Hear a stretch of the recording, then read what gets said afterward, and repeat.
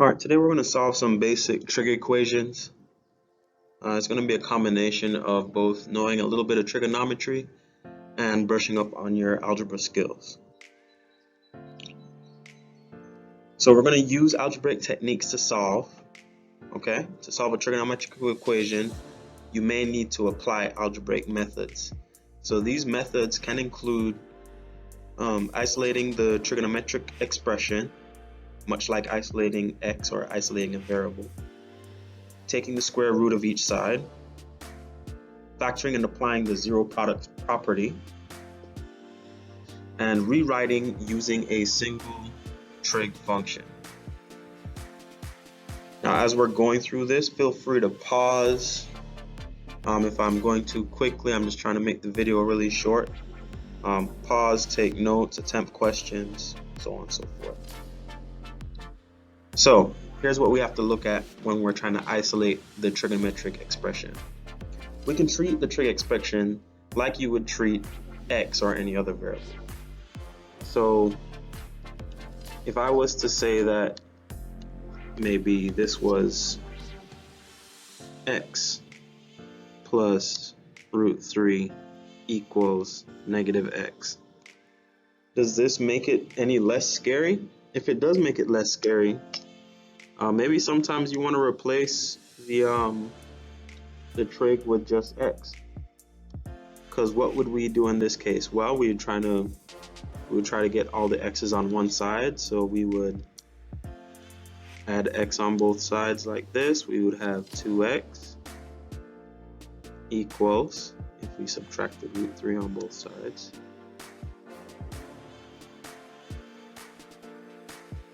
we would have 2x equals negative root 3, and then we would divide both sides by 2. And we would have x equals negative root 3 over 2. Well, this is actually the exact same thing that we're doing when we try to find solutions for sine x. So we're going to do the inverse trig function to isolate the variable. So let me do this over, but with the sign. So if I had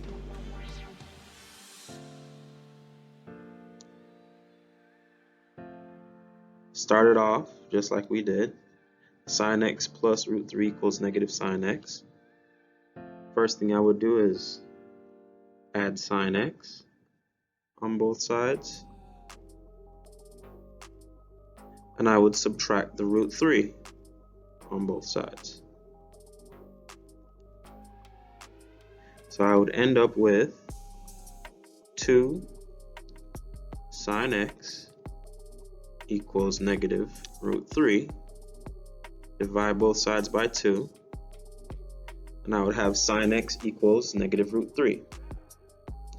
Now the way to get rid of the sign so we can get x by itself is to do the inverse trig function. So the inverse of sine is arcsine. That gets rid of sine, which leaves us with arcsine of negative root 3 over 2. So let me write this out here in the corner. X equals arcsine of negative root 3 over 2. So this is where you'd have to go on a unit circle and see where the y coordinates are negative root 3 over 2, because the y coordinates represent sine. So when you get on that unit circle, root 3 over 2 can be seen at pi over 3. Can be seen over here at 2 pi over 3. You can see down here at 4 pi over 3. And it can be seen over here at 5 pi over 3. Make sure you have a unit circle handy so that you can see at those angles we have either a positive or a negative root 3 over 2. Now, as far as where we would find negative root 3 over 2, you're going to find that in the third and fourth quadrant. So that tells me x is equal to 4 pi over 3 and 5 pi over 3.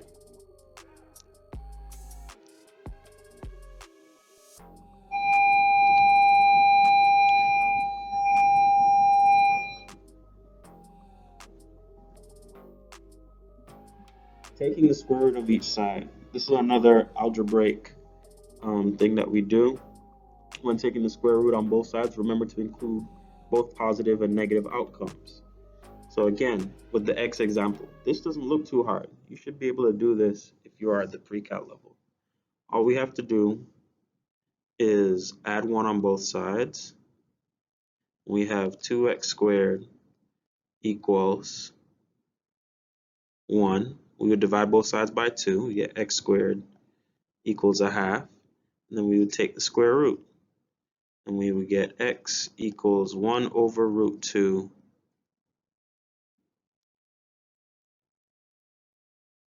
which equals root 2 over 2.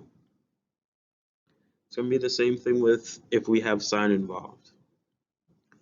We would add the 1 on both sides, giving us 2 sine squared theta equals 1. We divide both sides by 2, giving us sine squared theta equals 1 over 2. And then we would take the square root on both sides to get rid of the squared, making it sine theta equals 1 over root 2, which is root 2 over 2. Now here's the part that we need to understand. When you take the square root on both sides, you can actually get a positive or a negative version of your answer. Why is this? Well, if I was to square this, if I have, let's say, negative root 2 over 2 squared, that would give me a half, just as if I had positive root 2 over 2. So for this reason, your answer must be positive and negative.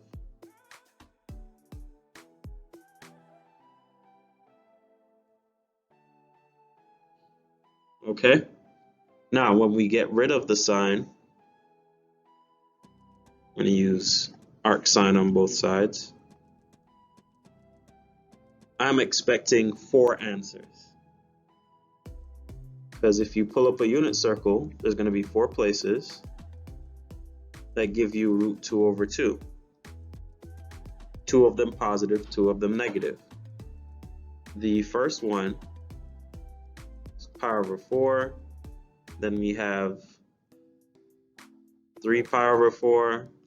Then we have 5 pi over 4. And we have 7 pi over 4.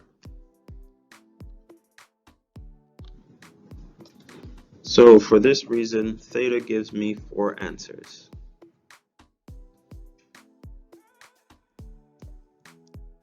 Pi over 4,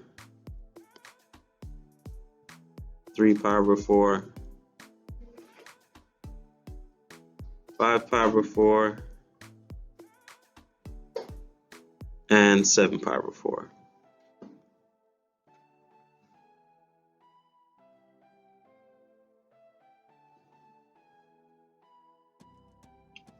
Next, we have factoring and applying the zero product property.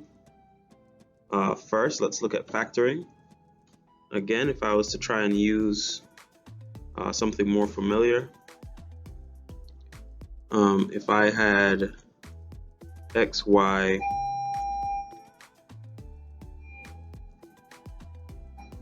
minus x equals 0, and I factor out the x's, that would be the factoring, and the zero product property would tell me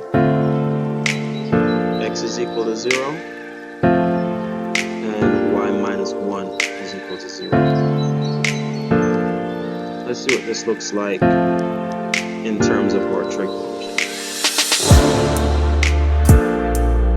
Here I have cotangent x twice, so cotangent x out,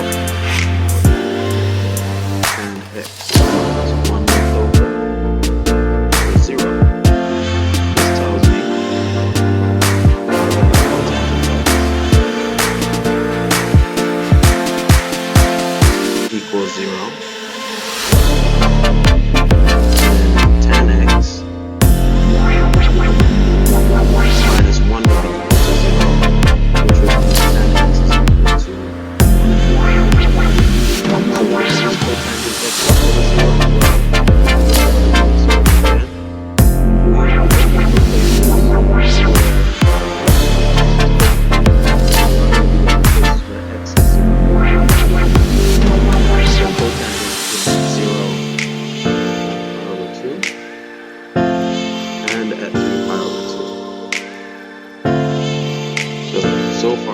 is equal to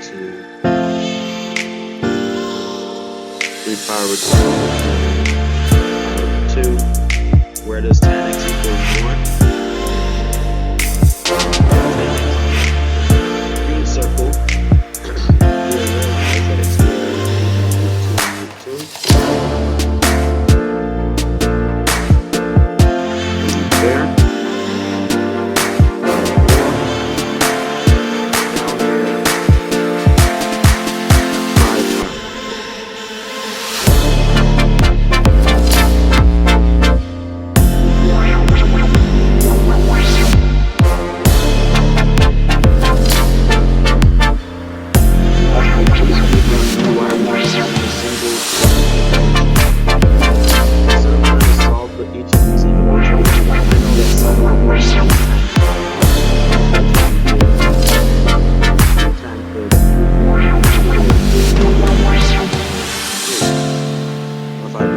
To get rid of it, which is 10 to the minus 1 on both sides,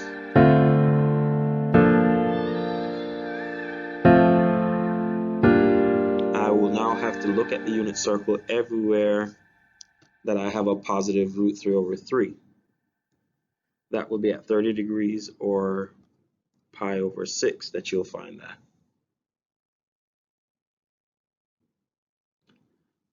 And it would also be positive on the other side, which would be 7 pi over 6.